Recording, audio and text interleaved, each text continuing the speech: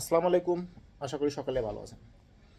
বিএনপির প্রধান কাজই হবে মব সন্ত্রাস দূর করা এবং সম্পর্ক জায়গায় রাখা এবং নিজের স্বাধীনতা জায়গায় রাখা। কীভাবে? এখন আমাদের জননেতা তারেক রহমান স্যার এনসিপির নেতার বাসা যাচ্ছেন, হেফাজতের নেতার বাসা যাচ্ছেন, জামাতের নেতার বাসা যাচ্ছেন, কোনো সমস্যা নাই।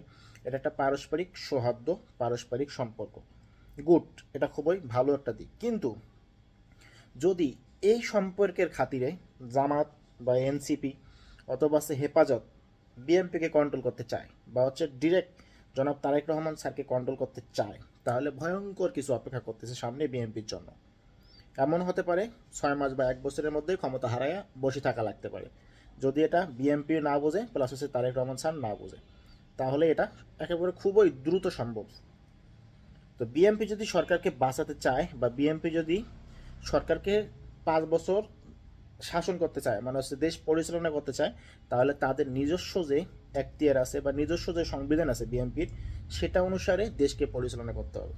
এরা এদের মতো সম্পর্ক থাকুক, এরা এদের মতো চাওয়া পাওয়া রাখুক, কিন্তু বিএনপিকে দেশের কথা ভেবে, দেশের জনগণের কথা ভেবে কখনো কখনো কঠিন অবস্থা থেকে, কঠিনতর জায়গা থেকে দেশকে পরিচালনা করতে হবে।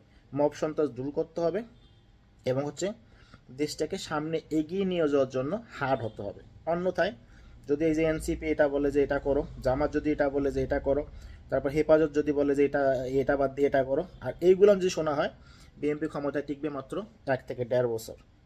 তারপর দেখবেন দেশটা আবার বিশৃঙ্খলায় ভরে যাবে।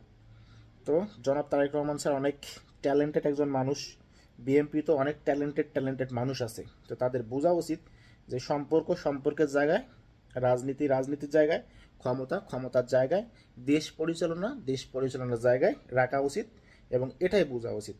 অন্যথায় বিএনপি মনে হয় না খুব বেশি দিন টিকবে। তো আমরা চাই জনাব তারেক রহমান স্যার তার নিজস্ব মেধায় এবং বিএনপির অন্যান্য নেতাদের মেধায় দেশকে সর্বোচ্চ শিখরে পৌঁছায় দেন, 5 বছর ক্ষমতায় থাকেন, আবার সুষ্ঠু নির্বাচন দেন। আর মেনলি মব সন্ত্রাস দূর করেন, সম্পর্কের জায়গায় রাখেন, রাজনীতির জায়গায় রাখেন, ক্ষমতার জায়গায় রাখেন। দেশ পরিচালনার দায়িত্ব যেটা আপনার উপর হস্তান্তর হয়েছে বা যেটা আপনার উপর অর্পিত হয়েছে, সেটা সুষ্ঠুভাবে পরিচালনা করেন।